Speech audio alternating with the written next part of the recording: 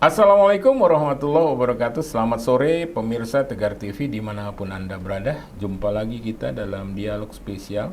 Kali ini bersama Bapak Nurwanto, Kepala Divisi Pengawasan Lembaga Jasa Keuangan 1 Lampung. Ada satunya ya Pak? Ada satunya. Kalau satu ada dua? Ada duanya. Ya pemirsa Tegar TV dimanapun Anda berada, tema kita adalah peran dan fungsi OJK Lampung. Tapi sebelum ke tema itu, Pak Nurwanto, ini baiknya Pak Nurwanto menjelaskan dulu struktur organisasi OJK Lampung ini, biar pemirsa Tegar TV itu mengenal lebih jauh, karena tak kenal Maka tak saya. Pak Nur. Silakan Pak Nur. Ya, terima kasih Bang Umar Bakti. OJK Lampung ini tentu ada kepala OJK-nya Pak Uto. Betul. Pak Uto Fitriandi ya. Kemudian sekarang Pak Uto ya? Pak Uto Fitriandi ya. Iya. Nah, wakilnya Pak Uto ada Deputi Pengawasan RJK 1, kebetulan saya sendiri. Kemudian ada Deputi Direktur Pengawasan Lembaga Jasa Keuangan 2, Bu Indah ya. Nah, tentu karena ada dua bagian, berarti ada dua pembagian, gitu kan?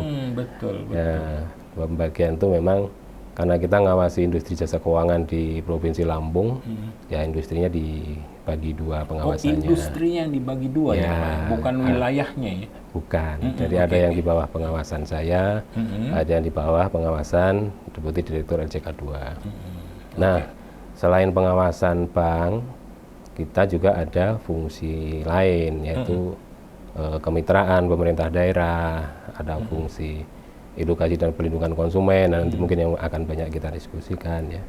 Ada fungsi layanan manajemen strategis juga, dan itu kebetulan di DDLJK 1 saya kebetulan. Makanya siang ini kita hadir di sini karena ada bagian saya yang akan kita diskusikan di sini kan. Nah, mungkin itu. Tentu di bawahnya juga nanti ada kepala bagian, ada kepala subbagian, dan ada pegawai-pegawai yang pengawas ya, dan pegawai-pegawai yang non pengawas. Yang pengawas tentunya yang mengawasi industri keuangan ya, bank umum, BPR, kemudian LKM, kemudian apert ya, sekuritas, dan yang non pengawasan ya yang melayani masyarakat ini, terkait pengaduan, ya terkait dengan pengadaan, terkait dengan SDM-an gitu, dan terkait dengan kerjasama dengan pemerintah daerah. Nah itu semua tugas-tugas yang dilaksanakan oleh teman-teman semua. Gitu. Pak Nurwanto ini itu tadi biar nggak kenal maka tak saya. Pak Nurwanto sendiri sudah bertugas di Provinsi Lampung, OJK Lampung ini sudah berapa lama Pak?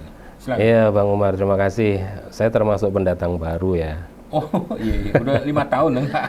Saya tepatnya baru 5 bulan saya di Provinsi Lampung. Oh sebelumnya di mana Pak? Saya lama di Jawa Tengah, di Semarang ya, Jawa Tengah, Semarang. Nah ini memang kesempatan saya untuk mengenal Sumatera, khususnya Lampung ya. Dan ya saya rasa tidak jauh berbeda. Industrinya juga relatif sama. Tapi Semarang, Jawa Tengah itu lebih besar ya, daripada memang, Provinsi Lampung. Betul, jumlah industrinya di sana jauh lebih banyak. Betul. Tapi variasinya ya hampir mirip ya. Kalau dari sisi jumlah, memang di Jawa Tengah banyak, termasuk yang paling banyak di Indonesia sebenarnya. Dari industri BPR-nya ya paling banyak di sana. Iya itu. Jadi termasuk pendatang baru Bang Umar. Oke, 5 bulan ya. 5 bulan. Termasuk kasus penipuan juga banyak itu di Provinsi Lampung dan Jawa Tengah tadi? Iya, sama, relatif sama. Karena kan penipuan itu kan juga termasuk ada trennya juga kan. Trennya sekarang penipuan terkait apa, modusnya bagaimana kan itu merata saya rasa. Betul. Merata di seluruh Indonesia ya, karena perkembangan teknologi sekarang dengan digital ini kan baik dari sisi baiknya maupun dari sisi tidak baiknya kan berkembangnya sama-sama cepat kan itu. Iya. Itu saya rasa itu. Pak Nurwanto ini sekarang kalau nggak salah ada program aplikasi ya, IASC itu Pak. Itu lebih jelasnya bagaimana di situ Pak? Ya itu salah satu upaya dari OJK sebenarnya untuk